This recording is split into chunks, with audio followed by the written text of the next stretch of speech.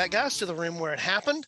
Don sitting in the host chair today with the room where it happened crew. That's Eric Rush, Robert Koshu, and Chris Coppola tonight. He's not the director of Apocalypse Now or anything else. I always make that mistake when I see his name on the screen. Guys, Eric, Chris, Robert, how you guys doing tonight? Good, fantastic. Good. Funny story. He's distant family. Yeah. There you go. We've been talking about this episode for a while. It's been several months since we did a room where it happened. So we're going to jump right in here. The episode is on the Yalta conference. So the concept of the room where it happened is the room where it happened. So we need to set the appropriate setting here. So where in the world is Yalta, and why are they having a conference there, guys? Chris, you want to grab that? I was saying, Chris is the map guy. I'll take this, but this is super complicated. So by the way, I am going to kind of lay out a little bit of the Alexis, like British Isles versus England versus all of that. The meeting, when it was held, was in the Russian Federative Socialist Republic, which was one of the constituent republics of the Soviet Union. It was in Crimea. About 10 years after what we're talking about, it was transferred to the Ukrainian Soviet Socialist Republic. About 35 years after it was transferred to the Ukrainian Soviet Socialist Republic, the Soviet Union stopped being a thing, and it was part of Ukraine. Right. Then about 20 years after that, it became part of the Russian Federation again, according to the Russian Federation and basically nobody else. So kind of complicated. And this is one of those things we are going to try and observe talking about the Soviets in this, because the Soviets are not the Russians. They're kind of the same, but not. Right. So at this particular point in time, let's set this. That's the where. You can put a lot of different names of the country or the state that it exists in historically since then. The when is February of 45. And so the state on the ground is we are in the very late stages of World War II, particularly the European theater of World War II. Fair thing to say, guys, at this point, the outcome of the war is deemed inevitable, that there's going to be, in Europe, certainly the Allied victory. The assumption is that Japan cannot hold out in the Pacific, although how long that's going to take is a whole other thing. See tons of episodes we could refer to on A Fork in Time about that.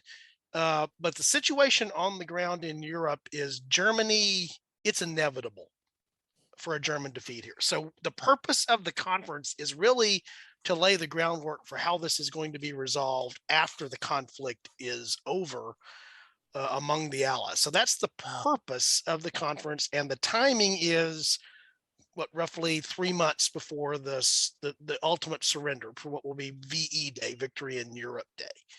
So why in the world is this happening so close? It was a short trip for Stalin.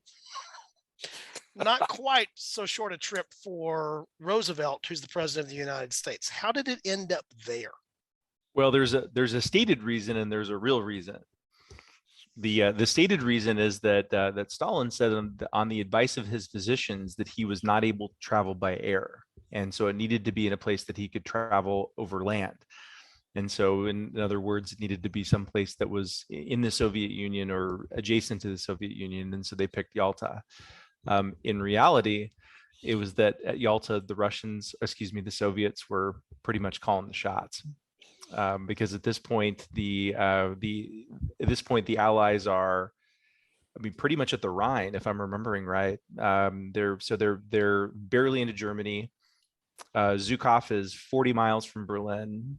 The Soviets are holding a lot of the cards, and so Stalin gets to, you get to have it at your home base when you're holding all the cards. Two more things. One, a fun story about having it at your home base. You get to tap everybody's offices. You get Oh, to true. put microphones in everybody's rooms and hear what everybody is saying. Number two, and we'll definitely get into this. Stalin was very paranoid of air travel, probably because of some things that may or may not have happened to Sikorsky and some leaders of the Polish government in exile who definitely did die in air crashes. And just to be perfectly honest, as a physician, Dr. Rush, do you advise against assassination attempts on you? I find that assassination attempts are generally bad for one's health. Okay. So really it's kind of a physician thing. But he was very paranoid about traveling anywhere that would involve air travel because there's both the matter of him being paranoid, but also air travel, things do happen, especially at this time. Meanwhile, the other two other participants, obviously there's the British are represented there by a guy that we all know in the shape of Churchill, but Roosevelt, his health condition, what should his physician advice probably have been, Eric, at that point? Don't move and don't make any plans. So he was in very bad shape at this point. So by 1944, Roosevelt pretty clearly had congestive heart failure, and the treatment for congestive heart failure at that point was relatively crude compared to today's standards. He received digitalis, which, if you have hypertensive related congestive heart failure, sometimes can help. I mean, we don't use we use kind of different preparations at this point, and we don't use them like we did in the past. But at least symptomatically, he appeared to improve. But the problem is it also caused him to lose a lot of weight. And so by early 1945, he was very underweight and very weak. And he was also extraordinarily hypertensive. I mean, his blood pressure was 200 over 110. Wow. If I had a person that, I mean, I don't do general internal medicine anymore, but if I did and I had a person come to my office with that blood pressure, we'd be immediately admitting them to the hospital. We wouldn't be sending them home, let alone to Yalta. And so he was to in a pretty high bad shape. stress event. Yeah, to a high stress event that the very likely materially contributed to the timing of his death. I mean, the fact that he was going to be, he was not long for this world was at that point inevitable. But I think that the fact that it happened in such short order after Yalta was perhaps no coincidence, and especially since he died of cerebral hemorrhage, a condition that is associated with with significant hypertension. So he had a lot of problems. He was not a well man, and there was also some evidence that he may have also had malignant melanoma that was metastatic. Wow. Wow. So and I think, Don, something was set up that this is after the Tehran conference that had set up, and that was where the big three, Roosevelt, Churchill, and Stalin, were known as. They met in Tehran. This was early in like 42, 43, and they sit there, unconditional surrender from Germany. We're going to split Germany up. We're going to set up some kind of new League of Nations. And at that point, Stalin had said, you have to have a second front in the West by June of 1944. They had agreed to it by then. So that set up, the Yalta conference. Yalta is basically the follow-up to Tehran, where, okay, we kind of decided all these things at this beginning. Oh, and by the way, at some point, we'll agree, we'll declare war on Japan at the end of the day, because I think one of the big things we have to keep in mind here, as much as Russia is negotiated from a piece of strength, while Don mentioned, and I think everybody agreed, Japan, there's no way Japan was going to survive. The American submarine force was highly effective at keeping supplies from the islands of Japan. But Japan still had a significant military. And as the US was going to be finding out from this point forward in 1944, a very fanatical military on the back end of it, I think we had kind of started seeing some hints of that at this point. It wasn't a matter of if Japan was fall, it was a question of how long was it going to take and what would it cost to take So- care of Japan. We had already seen it. The kamikaze started Yeah, about 4 months previously in Leyte Gulf in the Philippines. Concurrently, we just invaded either that or within a week or two, we've invaded Iwo Jima. That's happened basically at the same time. So the backdrop is very close to inevitable end of the European part of the war. As Eric said, the Soviets are within, it's just over the horizon. Berlin is just barely over the horizon from where they are. The US has survived the Battle of the Bulge in the latter part of 44, which was the last German counteroffensive, sort of the last gasp there. So it's inevitable on the Western Front, what's happening there with US and British forces and other allies, particularly of the British Empire. But Japan, timing is important. If you're getting the reports about what's going on in Iwo Jima while you're at this conference, thinking about the other part of the war, this is mainly about Europe to a great degree. I know we'll talk a lot about how this defines Europe, for generations to come. I think that's the reason that this is a topic for us to consider here, what happened in that room. But you can't be Roosevelt sitting there not having those reports and thinking about what does this mean after we're done with Europe.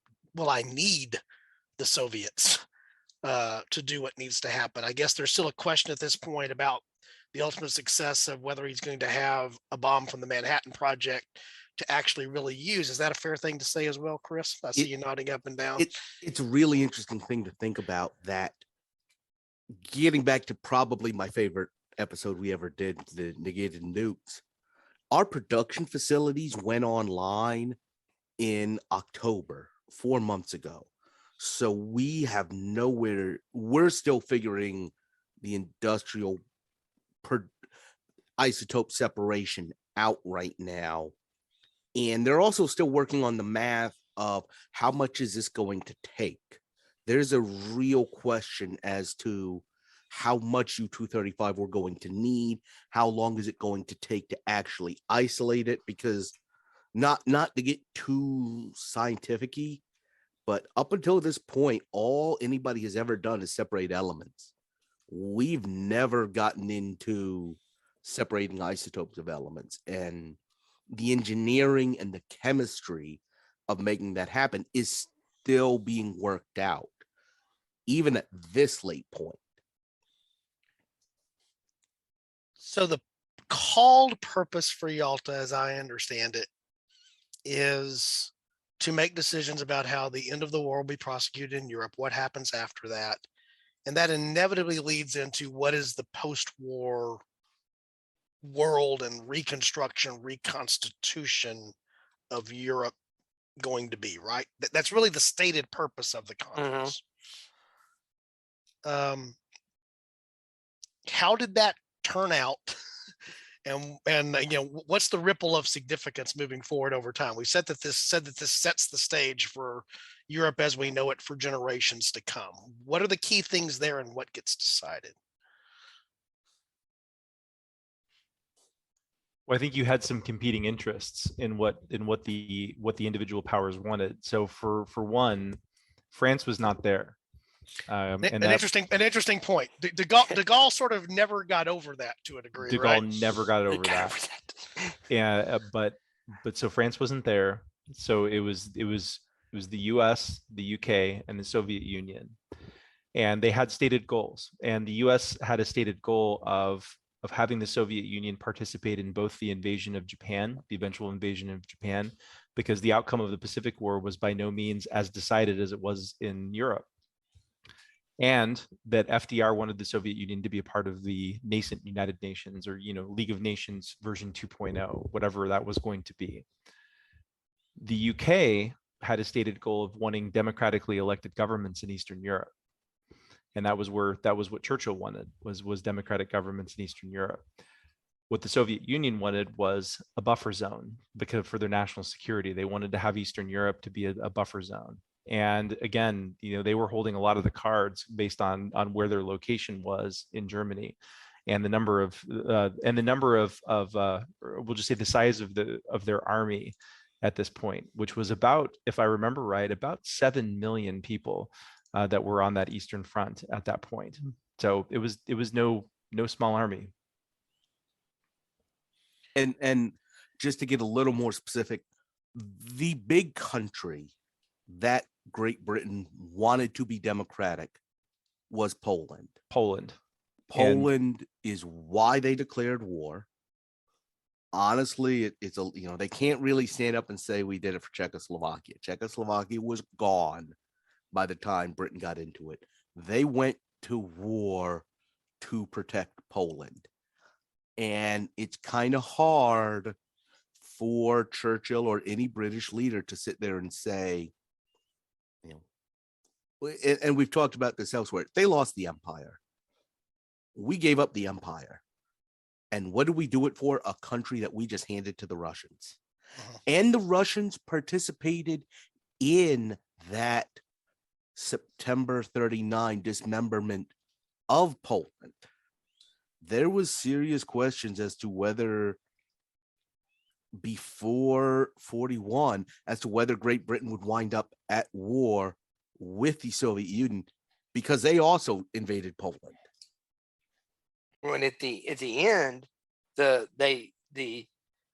London Poles, which was an exile government that was the British preferred group, they get thrown under the bus. They get thrown under the bus too at the end of the day, because basically they give Poland some land from Germany, but Russia gets to keep pretty much what they conquered in 39, because they established the Polish border at the Curzon line. So now, that was kind of the first victory for the Soviets at this. If you turn on the news today and you see somebody reporting from Lvov in Western Ukraine, that was not Ukraine. That was not the Soviet Union. Right up until September of 1939, that was Poland. And the kind of safer areas of Ukraine today were Poland. They were the areas that you just mentioned were annexed to the Soviet Union.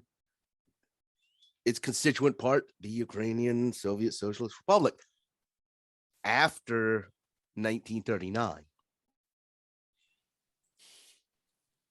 So to me, I remember the first time encountering Yalta, and I guess probably American history or world history in high school.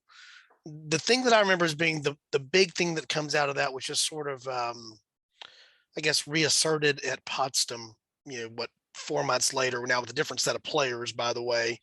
And I was just looking up the dates because I knew that they were close, but I guess I'd never realized this. The Trinity test was the day before the Potsdam Conference opened.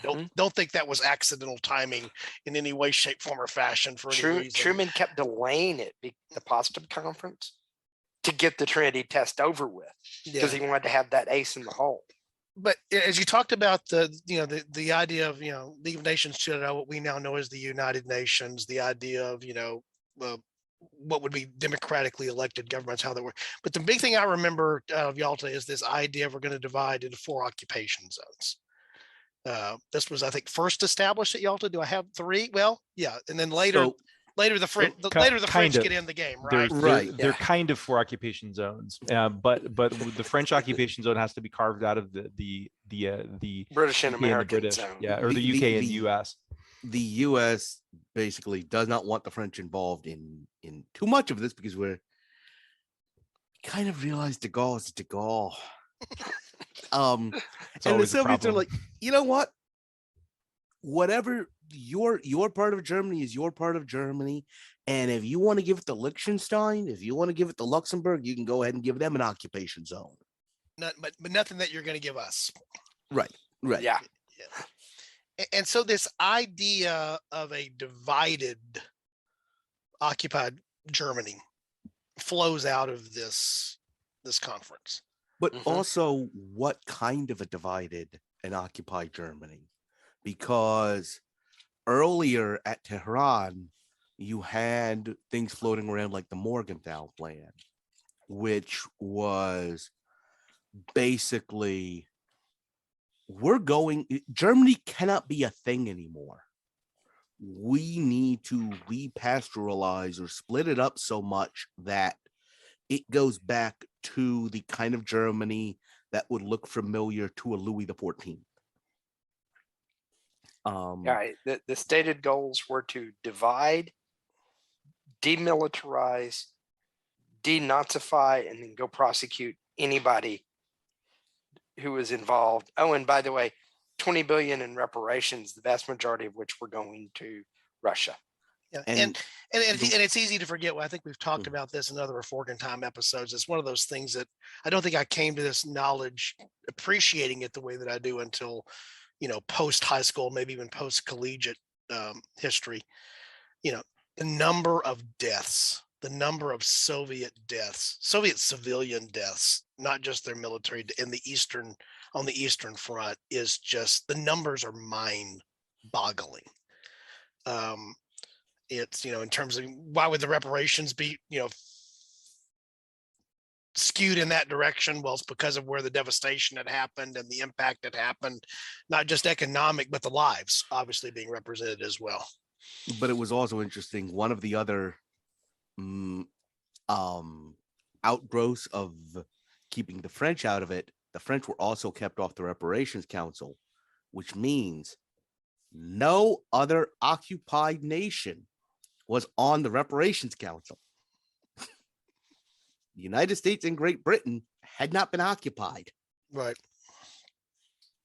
And when I think about two things not to leave off our listeners in Jersey, the actual Jersey, not New Jersey, right. but I think it was Robert that made the point, or Chris, maybe Eric as well, the fact that there would not be Germany would not be Germany in a unified sense as it was anymore. It's easy now when we look back on it for me to forget how late in the historical calendar that Germany becomes, Germany. It's not until the late 19th century and Bismarck and all that happened there. We've had a number of episodes around that, of how, Germany, it's not just Austria, it's not just Prussia anymore. It's not just all the various principalities that we know so well from the Reformation and that period as well. This idea of a modern unified German state. Modern is a correct adjective. Unified is not a long historical precedent. And every time it's been unified as a state, well, there's been these big things called world wars that have happened around it. So it's easy to see how you get to this point. I think in 45, of one of the things we definitely need to do is this: we're breaking up Germany. That's a given. We have to do this, right? That had to be the mindset. We're gonna make real sure quick. Please. So just to give credence to Dom's comment, 23.5 million deaths in Russia, military and civilian, roughly 13% of their population. Yeah. So I think Yalta, I may have actually referred to it as a Yalta solution before, in thinking about kind of a 1815 Vienna, a 1914 Versailles, and then a 1945 Yalta solution, in terms of, in Vienna, France is the defeated power, and we completely bring them back in. They're still a part of the balance because we need them to prevent Russia taking over the entire continent at this point. In 1914 at Versailles, those two competing ideas of either splitting them up completely or allowing them to stand and be welcomed as a member of the European community. Basically, they don't decide which one of those two things they want to do, and that's why Versailles is so just looked down on. It's why it doesn't work. And Yalta is the alternative of Germany's not going to be a thing anymore. You have two powers. Everybody realizes there's two powers. Britain is allowed to sit in on this. You have the United States and the Soviet Union. And Germany's going to be that buffer. And the Americans do not want to have a Soviet Germany. The Soviets obviously are not going to have an American Germany. Even in the early Cold War, when you have the Federal Republic arming and becoming a member of NATO, that's really scary. That really worries the Soviet Union, because the whole time they're expecting the United States, and I mean, you mentioned the Second Front. They really are worried about, to kind of get to Turtledove at this point. He actually writes about it. The Western Allies joining up with the Nazis against the Soviet Union. That's a real fear of theirs. So, yes, we're going to have to occupy Germany, and we're going to have to make a deal for the two major powers. Everybody's going to get something out of it. So who gets what? Well, That's yeah. so you could argue that the Western Allies got very little, and as far as their stated goals, so you got some empty platitudes from the Soviet Union for the British about Stalin promised he'd have free elections. Sure, free elections, and he wasn't going to round up all the people who weren't communist in Poland. And that was not, he wasn't going to send them to the gulag. So he promised all that stuff, and so we believe him, right? But so the British got basically nothing that they wanted. We did get the Soviet Union to join in for the United Nations, and we can kind of debate how helpful that was. But as it turns out, the invasion of Japan that we wanted them for never occurred, and so we got them as a plan B, maybe, that we didn't end up needing because Trinity worked in July. But we really, I think, at the end of the day, got very little, and they got Eastern Europe. They got their buffer zone. They got Mongolia. Did they? I'm going to go ahead and raise this. Did they get Eastern Europe? Well, for 45 years they did. Well, but look at it this way. The Soviet armies were 40 miles outside Berlin at this point. They had it. They already had it when Yalta convenes. Fair enough. So they got to keep it. Right. Yeah. They got a recognition of it. Yeah. Okay, that's a fair distinction, Chris. So they already had it, but now it was legitimized. And the other thing, we talked about Tehran. I think we should talk a little bit about the naughty document in October of 1944. This was not a big three meeting. This was Churchill going to Moscow. And they sat down and almost on the back of a napkin drew up percentages of who gets control of what for Eastern Europe. And Yalta recognizes just a lot of that.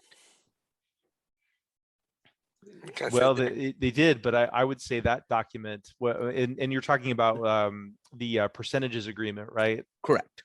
That would have turned out better for the West. Oh yeah. Well, Greece aside, that would have turned out better for the West. The simplified way that it was explained to me, and so the way that I still think about it, even though I understand more of the complexity of it now, somebody used the term earlier that Eastern Europe became a buffer for the Soviet Union. There was this idea that you have to go through these states that are separate entities, yes, but you have to go through them before you get to to Mother Russia at the heart of the Soviet Union, or the other Soviet republics that were part of what had traditionally been affiliated as part of Russia. I guess that's part of the irony of where this conference is taking place. Is Crimea, as Chris pointed out, has changed hands so many times since then, because the contention about what is it really is it Poland, is it Ukraine, is it Russia? We're still dealing with that to a degree today, obviously, with what's going on in the current politics of the world. But this idea of the Soviets feeling like they needed a buffer because of what they had just endured at the hands of an invading German forces, of Axis forces, and going at some point all the way back to, you talk about back to Vienna, Chris, or back to previous things, World War I, but particularly back to the French invading them, back in I'm the day actually of going to the do same thing, right? a real throwback. Before the Romanov dynasty came into existence in the late 1500s, the Russian time of troubles, guess what? For all of those of you out there that make jokes about Polish military prowess, guess what? The Polish-Lithuanian Commonwealth invaded Russia and occupied Moscow and held it. Hitler didn't, Napoleon didn't, the Polish did. So there's a long memory of that in Russia, in the Soviet Union. And the other part of it I'd like to just also throw out there is this. It's not just a buffer state. It's a sphere of influence. It's a sphere Stalin wanted a sphere of influence. But it's also the idea, if you think about, at this point, I think Stalin does kind of transform into a more traditional Russian ruler. But if you're thinking about Soviet ideology, from the founding of the Soviet Union, they want to get to Germany. Germany is the industrial where communism is going to happen. And Poland's just a speed bump.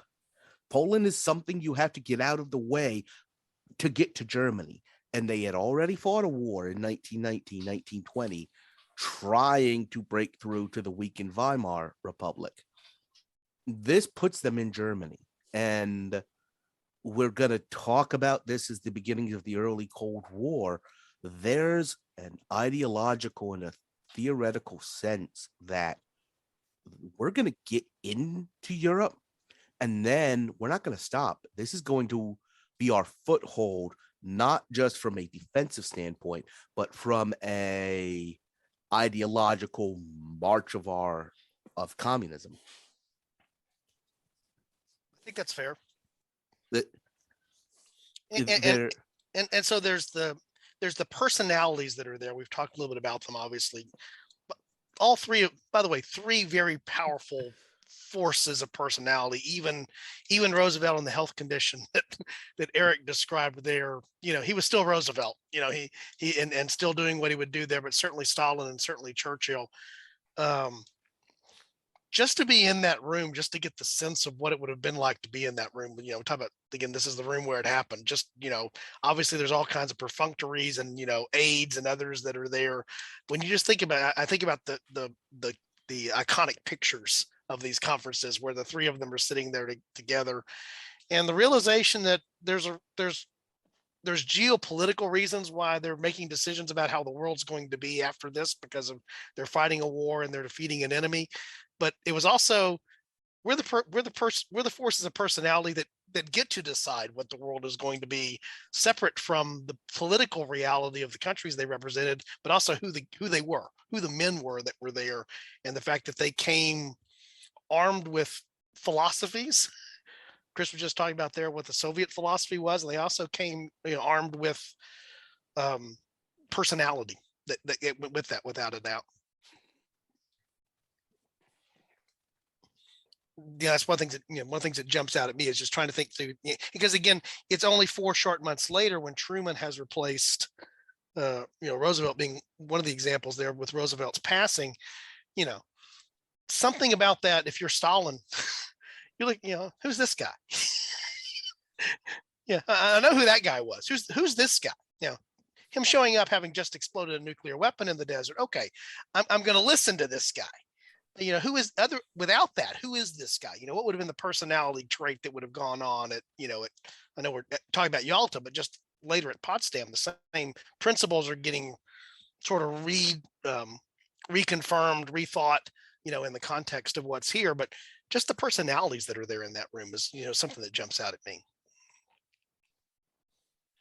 Well, my first thought was, and I will throw some odd humor in.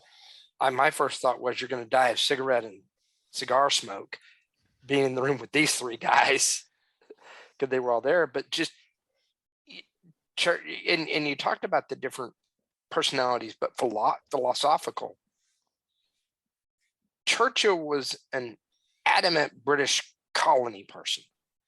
He believed in the empire. He believed in the colonies, and one-on-one all the way. Stalin was a brute communist dictator that outlasted Lenin and Tolstoy and all of those to end up where he was. So, and then Roosevelt, the ultimate political gamer at the end of the day. And that's the three personalities you have involved here. Yeah. You have huge, like you said, Don, huge egos, huge personalities, but also searching for their own individual identities and trying to fit the different pieces in. And how do I get what I want out of each other? And I think even legacy, starts playing into that at some point in both a positive and a negative way. Eric, I can't help but think, you can probably speak to this. I mean, Roosevelt knew his diagnosis. He knew what his prognosis was, right? He knew that he did not have a lot of time. I can't help but clearly think. did. Yeah. I can't help but him sitting there in this conference going, "This is my last chance to influence this directly." I mean, maybe he knew that the situation was quite that dire. I mean, I think he clearly knew that his days were numbered. I think he clearly knew that he wasn't going to, finish out his term. I think he definitely knew those things. Maybe he didn't know that he only had a month left. I don't know that anybody really knew that, but yeah, clearly he was on a short time frame. He was. I'm going to go ahead and challenge a little bit of that, thinking how much did he actually realize it?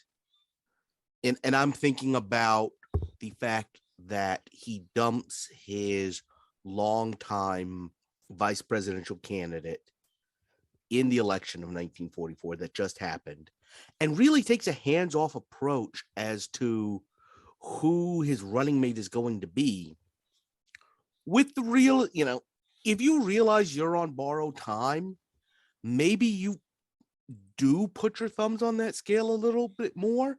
Maybe you do sit down and brief this new person on the Manhattan Project and bring them in more so that they're not as so that they're not as completely brand new when they show up at Potsdam, or B, frankly, you stick with a Henry Wallace, which really brings up some interesting things, or somebody with a little more gravitas that, even today, when you're picking vice presidential candidates, there's always the vice presidential candidate is there as the spare president. They need to be ready to step in. And especially when you've got a president who has some serious health issues, that becomes much, much more important. So I think it's kind of a Roosevelt's leading, and it's almost like he's in the momentum of running everything. And it doesn't click with him how close to the end he is, just because so many of these decisions he's making, while on a medical basis, everybody around him knew and may have told him about it. Some of these decisions I really don't think are being made with that in mind. Maybe not, but I would also say, health status can be very dynamic. And so he first started having a lot of problems with congestive heart failure and pulmonary edema in early 1944. And he was treated for that. And symptomatically, he had been improving. by the later part of that year. He was no longer having symptoms that were consistent with congestive heart failure. He could lay flat. These are all things that we associate with improvement of that by the later part of that year. And in November, he had an attack of what sounded like angina. So this question of whether he actually had a heart attack. Now, all they could do was an electrocardiogram, and those will typically show if something is acute is going on, but they don't always show kind of periodic bouts of angina. And so he might have looked at this and from the late 1944 perspective of maybe I'm going to be okay for a while. But I think by early 1945, the tables had really turned. He was really doing much, much worse. He had lost a lot of weight. He was starting to have congestive heart failure symptoms again. And so I think that, and at that point, there's really very little that they could have done. I mean, there's no, it's 1945. They can't do a heart transplant on him. Not that really would have helped anyway. He had such horrible atherosclerosis, they couldn't even fit the embalming needle in when they went to, after he died. So I mean that wouldn't have probably solved anything. But the point being is the options were very limited by early 1945, and so it may be a very different question in February 45 versus November 44. Maybe we'll never really know where his mind was at, but maybe that's the case. Is it part of Roosevelt's arrogance and personality? And I use that term very deliberately. This is the guy who literally one day would call the Fed Treasury and set the federal gold rate at this. Not change it to that the next day. So is some of that coming into play here, you think? As he thinks, that it's, yeah, I'm sick, but whatever, I've got to do this because I'm the guy that can do it. He views himself as the indispensable person. Yep. Which is easy to see, leading a country out of a depression, leading a country through a war of the nature of World War II. Whether you had an ego to begin with or not, if you've been in that position for that period of time, I think you develop one, and you're not in the position to be that leader unless you had one to begin with. So it's a self-fulfilling prophecy in a lot of ways there. Don't want to turn this is a room where it happened, not in a fork in time, but I can't help but ask, was Yalta inevitable in the sense of what was going to get decided there, or could this have turned out, in that room? Could things have been a little bit different? Is this the way that it was always going to go after the war once it reached a certain point? Chris, do you want to take this one? Yeah, because I actually think there's a really interesting possibility, which is even at Tehran, we're not counting our chickens before they are hatched. I think there's a real interesting possibility that we're talking about, okay, everybody's going to have a zone in Germany. We're going to have the United Nations. Soviet Union, you're going to come into the war in Japan and in Asia. We'll probably even be okay, like we talked about earlier, recognizing existing Soviet gains where they are right now. But I think one of the really interesting possibilities is if, as our resident cartographer, if they don't bring out the maps, because in Yalta, they brought out the maps, they drew the lines, and coming out of that, they drew the maps. I'm going to be very specific about how I say this just because of me. And I'm a little bit glad Alexis isn't here because that would throw this off. When every one of us walked into elementary school, the maps on the wall were the maps they drew right here. Pretty much, yeah. Yeah. If they don't draw, and again, how they draw those borders matters, where they draw them. But if they decide not to, again, the United States and the Western allies we have crossed the Rhine in places. We're nowhere near Fulda. We're nowhere near the Elbe. We're nowhere near what becomes the FRG. If you look at the territory gained between February and the actual end of the war, we gain a lot. But the interesting thing to think about is if we don't define where those lines are, we could have gained more. And just to really get some interesting things going, as yeah, Soviet Union's 40 miles from Berlin, and yet it took them still the next 3 months to actually take it, because not so much from Hitler's perspective, but if you read the rest of the Nazi leadership, the rest of what the Germans are thinking, it's hold out because we want to surrender to Western allies. We want to slow down the Soviets and buy time for as many people as possible to surrender to the Americans and to the British, sure, and the French. Because you're very likely to be able to surrender to them. We're not sure if you're actually going to be able to surrender to the Soviets. And Eisenhower plays very nice with the Soviets. He says we are going to go right up to the border. I mean, we are still at war. We are prosecuting this, but we're going to go up to these lines that were drawn at Yalta, and we're not going to cross them. He's not going to spend American lives for territory we're going to hand back to the Soviet Union. If they don't draw those lines, you've got the Germans handing over territory to the Americans as quickly as possible because they want to. They want to surrender to the Americans. And they're fighting tooth and nail to stop the Soviets. And if you've got Americans, and I keep saying Americans, but the Western powers prosecuting the war, I think it's really distinctly possible that those lines that we saw when we walked into elementary, and I have to say elementary school because they got screwed up like 2 months after I went into elementary school. But those lines are different. Right. If you know, historically, the one person who, okay, even if you don't know this actual history, who's the one American commander that's going to ignore Eisenhower and keep going? He wanted to. Yeah. He wanted was to. arguing No. flat out.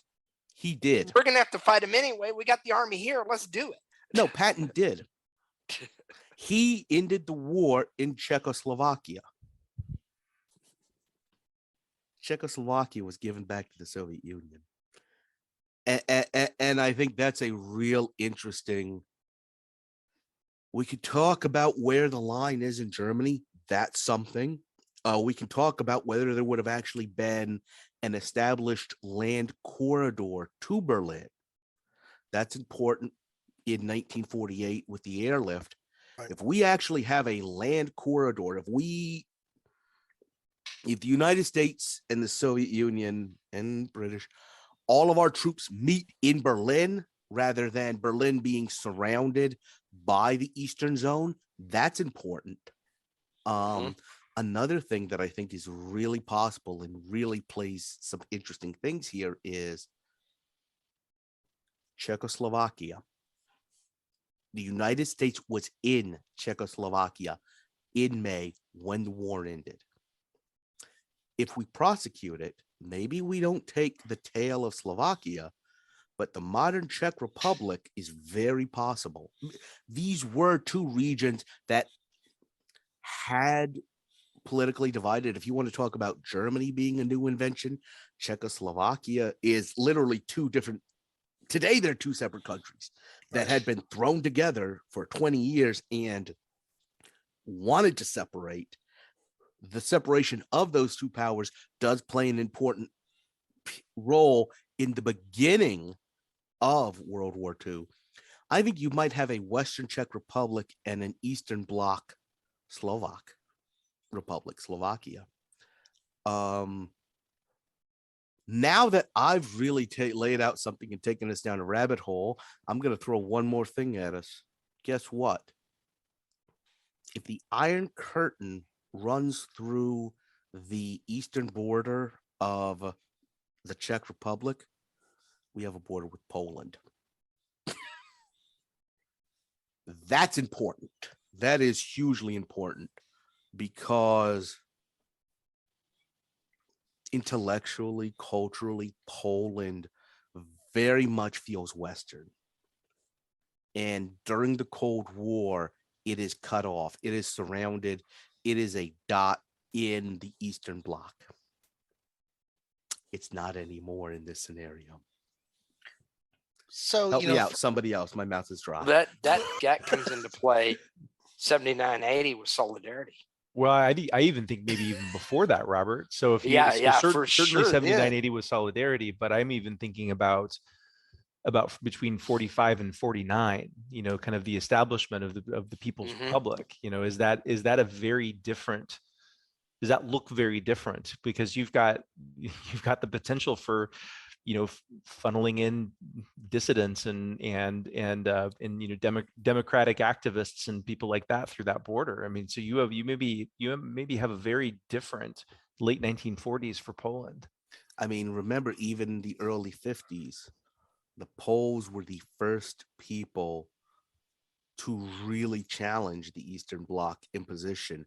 Before Hungary in 56, there were already riots in Poland in 52, 53. Yeah. it always astonished me, you were talking about the absence of a land corridor to Berlin, thus you have to have an airlift. It always astonished me as I came to realize the maps. and the sad thing about a podcast is it's an audio medium, so we can't easily throw up the map to show what we're talking about here. Challenge accepted. If we want to delay this for another 2 months, I can do it. I don't want to do that. But this idea, I remember the first time I became aware of the fact that Berlin is divided as a subset inside of what totally surrounded being one of the other divisions, and trying to wrap my head around that as like a teenager. How did that work? How did that really work? Well, you had to divide the capital the way that you did the other part. The thing that just struck me there, because we've talked about this so many times. We've talked about Vienna, we've talked about Versailles, we've done, on both of the shows, we've done a number of conversations there. It's when the cartographers, when they get the maps out, that's when the problems normally start cropping up, not for the immediate time frame, but planting the seed for what's going to happen down the road at some point, because you've drawn boundaries that are not necessarily natural in many cases otherwise, and then you pay the price for that later. See anything in the Middle East is another good example of this, as being another good example of that. Not realizing, oh, those two people hate each other, but we're going to throw them inside the same boundary and see how that works out for us. I think it's an interesting thing to think about is the maps they did draw at Yalta. Thinking about what happened to Poland. It's really interesting to think about the population transfers, the massive numbers of people flowing right around this time, because I'm going to keep talking about the city of Lvov or Lemberg or Lviv. There are literally 3 different names for the city that it was called in the 20th century. And that's just one example of these places that Western Europe had nation states, had areas, had cities that were French, that were one or the other. Germany created itself as its ethnic identity. Those become a lot harder to quantify once you get into Southeastern Europe and into Eastern Europe. And one of the things that wound up happening is it was ugly. You had a lot of people that got kicked out of their homes so that you had nothing but Poles living here, and you had nothing but Ukrainians living there. They got rid of the Germans, and that is something that we saw elsewhere happening in a much shorter time frame and just as violently. That sometimes the people match what the cartographers draw, and it's not a pretty process.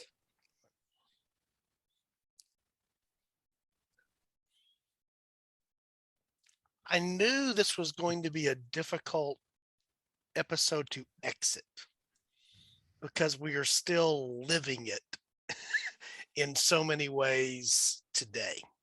So I'm just going to go around the horn here as we start to try to put some closure on it. I think there's going to be some forking times that flow off of this by necessity. We probably will come back and revisit this whole concept because we'll have probably Potsdam as a room at some point where we'll also pick up what happens, because a lot changes in that 4 months because of what happens the day before the conference kind of thing. And I think it's interesting to compare and contrast, juxtapose those two things. But I just going around, I guess the question I want to ask is, two things. What was the most immediate legacy of the decisions that were made at Yalta? What went on in that room? The implications of being in that room where something happened. And what are the most lasting legacies, if they're not the same thing, in terms of the most impactful, probably immediate, and then the most lasting, coming down to today? And Robert, I'm going to start with you. Short term, Russia comes out on top. They got, basically Stalin got everything he wanted at this.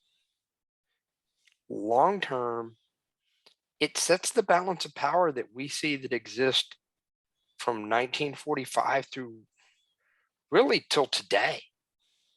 I mean, we're still living with that. Those decisions in the world today. Sure, the Soviet Union fell, Russia came out and took over, two totally different political entities, but it's still, we're still living with that. And Don, you and I are of the age, we remember the movie The Day After. And that movie came out of Yalta. Okay. So, and where was that movie set, Robert? 1980s America, early 1980s America.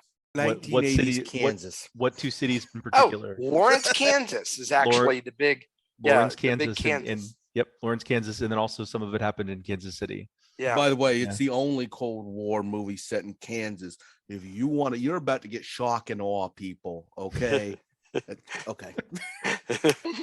I agree with Robert. I think that's exactly right. I think Russia came out on top in the short term, and I think we are still living in a lot of this. And even as NATO has marched eastward, and many of those countries are now members of NATO, the fact that was important for them to become members of NATO kind of underscores the lasting legacy of Yalta.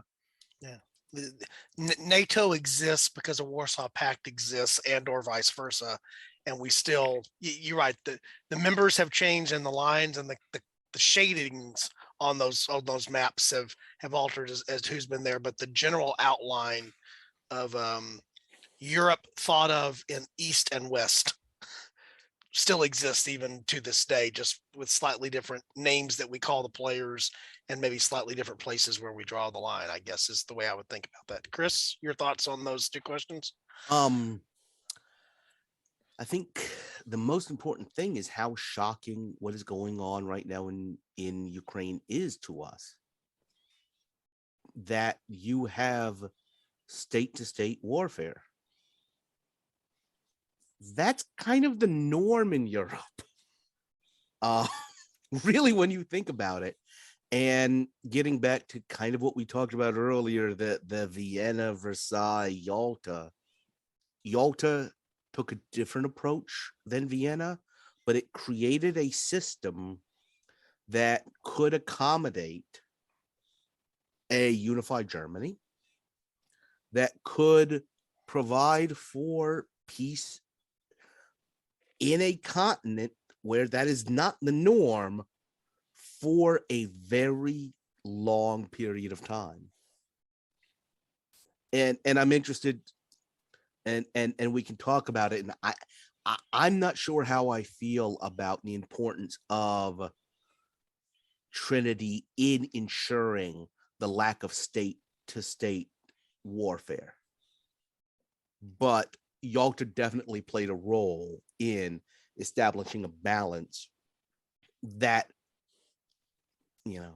what came out of 1815 Vienna isn't what we went into 1914 with. But the system grew and accommodated it. Just to kind of share a little personal memory, I mentioned Yalta drew the maps that we walked into school and saw. 2 months after I walked into kindergarten, my mother was on the phone to her German refugee mother, watching the wall fall, watching Germany finally reunify. And frankly, Germany reunified. All of these governments changed. And with the exception of Yugoslavia, there was very minimal accompanying nastiness. And I think that's a really interesting tribute to the balance that was built at Yalta and the people that were actually guiding things when those changes happened. So let me see if I can repeat that back, Chris, to make sure I understand it. You suggested there that it's ironic to think of the Cold War as being a time of peace, but that's why it's the Cold War and not the Hot War, right? At least in Europe, that's the nature of it. It's probably the longest continuous European continental peace. I'd be hard pressed to go back and think how far you have to go back. You probably have to go back to something, Charlemagne-ish or something like that, or various other positions. When Napoleon, for the period of time that the French Empire existed, okay, at least there was peace inside of that. But you have to go back quite a ways to have peace in Europe. It's not known. It's not known, as you said. The norm is state versus state conflict, except for this period from 45 through the Cold War, aided, I think, by mutual assured destruction. The consequences of going to war were large. NATO and the Warsaw Pact going at each other doesn't stay a conventional war in Europe for long, most likely. But your point being that it actually became, yes, you may disagree about where the lines were drawn, but the lines at least were the lines, and everybody agreed to them for a period of time. And as a result of that, we didn't have World War III in Europe because of what happened at Yalta. Is that what you're suggesting? And because of the stability of the system built there, that it wasn't a concrete system. It could grow, it could accommodate the kind of changes that I talked about. Okay. So there's enough flexibility, adaptability in what was there, and the principles that were there to a degree. Right. What you said there, Chris, just really struck me, because I distinctly remember the fall of the Berlin Wall, the reunification of Germany. By the way, there's a Fork of Time episode on that. Now, maybe it was because of the generation that I was. This happened when I was, when did that happen? I guess that happened in the late 80s. So I'm a late teenager in my early 20s at that point. I don't remember being scared of a unified Germany. And that's what struck me when you said that, was this concept of there was a generation that the concept of Germany being unified again echoed something that was a very different place than even the Cold War world that I'd grown up in, where that was just not something that was thought of. That's the memory in my house, because they had been Germans and they had been kicked out. And would this lead to that again? Yeah. Or something similar? Yeah. So, I think it's easy, the other thing that we always slip into, we do this a lot on the other podcast, we do it here. It's easy to criticize history. It's much easier to criticize history, I think, than it is to recognize what it got right or the positives. It's easy to find the faults, we've talked about what a disaster Versailles was. You plant the seeds for World War II by the way you conclude the first, World War One. Vienna sets up what eventually turns into that if you really want to carry it all the way through and go back. So it's easy to point out those faults, but you caused me to think there, Chris, when you bring it that way of, what was the positive impact of this? Well, there was a scary stability, but there was a stability for a long period of time. Now, there are people that were on the other side of what we call the Iron Curtain that didn't enjoy the life that I did here in the United States in terms of freedom and economic prosperity and other things that go with that. But there weren't, 20, 30 million Soviet dead again because something had flared up in Europe in, the 50s or the 60s, similar to what had happened with the Second World War. Yeah. So I think that's a good, nice bow. as good a good place as any to put a bow on that. is. Well done, Don. Well, as I mentioned here, we'll come back around. I'm sure we will explore some of these historical what ifs off the backside of Yalta on A Fork in Time. I want to thank Eric, Chris, and Robert for joining us for the relaunch here, as I think of it, of the room where it happened. That room being the palace there in I guess technically was it what was the name of the palace now I got to say that. So Livadia. It was I couldn't have pronounced it if you asked me to, but it's only here on Wikipedia, the host country is considered to be the Soviet Union, as Chris well pointed out. The name's changed a number of times over the next couple of years if you're going there today. We want to thank you, our listeners, for joining us here on the room where it happened. Invite you to, we mentioned our other podcast here, A Fork in Time, a number of times. If you happen to have found the room where it happened, which is possible because maybe you were searching for something Hamilton-ish and found our podcast that way, barring where it got its name from, we'd encourage you to listen to A Fork in Time, where we do the speculative part of what we do here as the norm on that. We always slip into it on the room where it happened because it's just in our DNA to do it, I think. But invite you to join us there. And you can find about this podcast, more information about this podcast, as well as our other podcast at www.aforkintimepodcast.com. So this is Don on behalf of Eric, Chris, and Robert saying thanks for joining us, guys, and tune in next month. We will go to another room and we'll find out what happened. Thanks.